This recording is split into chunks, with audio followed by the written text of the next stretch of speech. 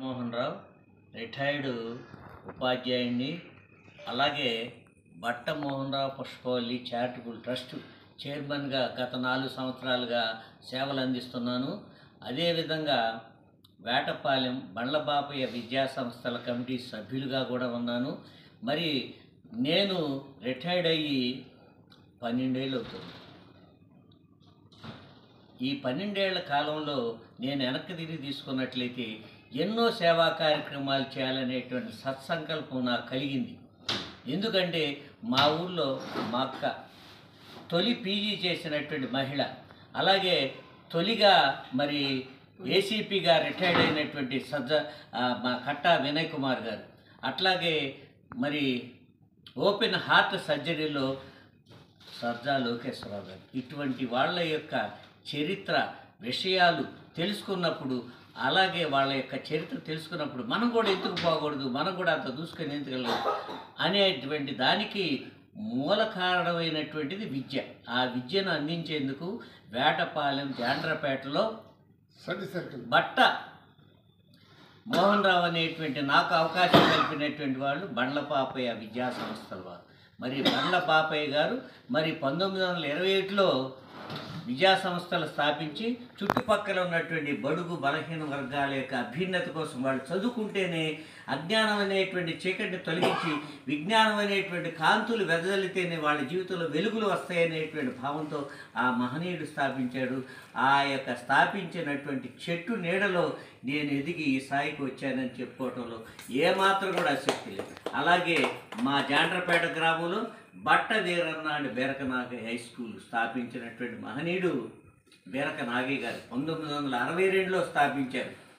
ఆ స్థాపించినటువంటి నేను చదివాను, అలాగే మా పిల్లలు చదివారు, మా ఆవిడ చదివారు, అందరూ చుట్టుపక్కల ఉన్నటువంటి వాళ్ళందరూ కూడా చదివి ఈరోజు మరి దేశ విదేశాల్లో ఉన్నారంటే మరి ఆ విద్య అనేటువంటి ధనాన్ని అందరూ సంపాదించుకున్నారు.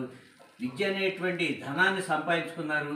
తర్వాత వాళ్ళు అసలైనటువంటి ధనాన్ని సంపాదించేటువంటి దానికి దేశ విదేశాలు తరలి వెళ్ళి ఎంతోమంది ఎన్నో విధాలుగా ఎన్నో రకాలుగా 100 కోట్లు సంపాదించినటువంటి వాళ్ళు ఉన్నారు. కానీ సంపాదించడం వేరు, దాన్ని సద్వినియోగం చేసుకోవడం వేరు. ఆ సద్వినియోగం చేసుకునేటువంటి వాటిలో ఒక్క నాగేశ్వర భాస్కర్ గారు మొట్టమొదటిది, ఆ తర్వాత కట్టయ్య బదులు. ఎందువలంటే వాడు డబ్బు సంపాదించారు. సేవా కార్యక్రమాలు ఏది ఎవరైనా మా గ్రామంలో వస్తే సేవా కార్యక్రమాలు చేయడానికి వస్తే వీళ్ళు ముందుంటారు.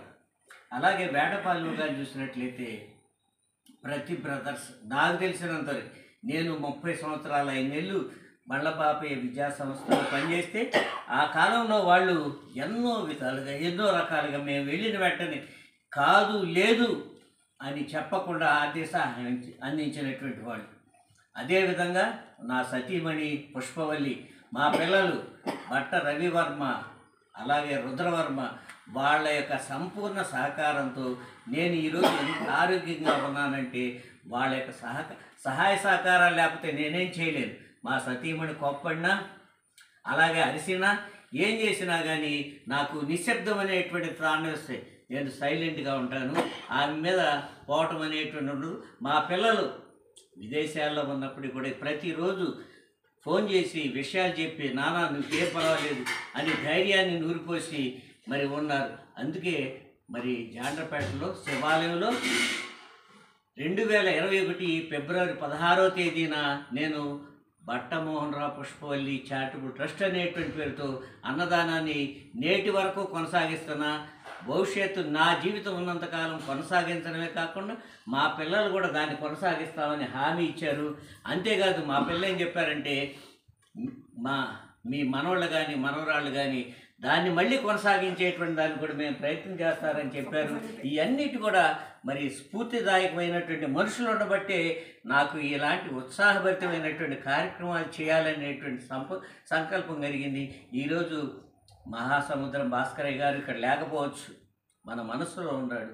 ఆయన యొక్క జీవిత చరిత్రను రాయాలనేటువంటి సంకల్పాన్ని మా అక్క కల్పించింది, అలాగే వినయ్ కుమార్ కల్పించారు, అలాగే వాళ్ళ అబ్బాయి శ్రీజీ స్వరూపు.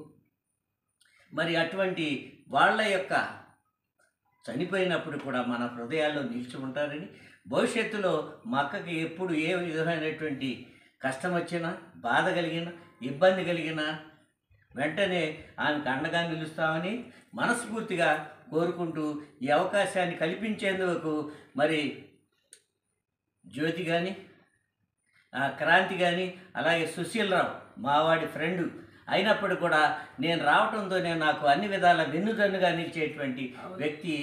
అటువంటి వాళ్ళు ఉండబట్టి మనం ఈ వయసులో కూడా మనం ఏదో చేయాలి, ఏదో చెందాలి అనేటువంటి తపనతో మనం ఈ కార్యక్రమాలు చేస్తున్నామే కానీ లేకపోతే ఈ వయసు మనకు సహకరించదు. అయితే నాకు ఒకటే లక్ష్యం, ఆరోగ్యవంతుడే నిజమైన ధనం.